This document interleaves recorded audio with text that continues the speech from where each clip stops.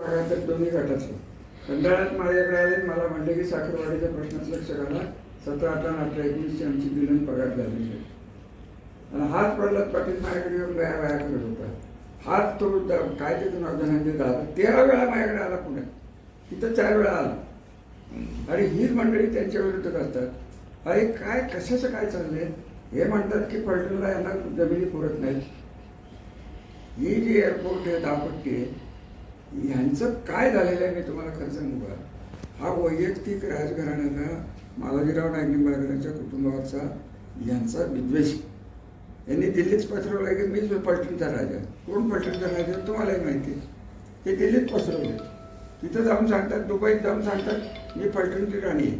हे असलं सगळं यांचं बोगस, सगळं बोगस. हा माणूसच बोगस आहे, विकृत आहे, असंस्कृत आहे. दुसऱ्याच्या आईवडिलांची आबरू काढायला त्याला आनंद वाटतो.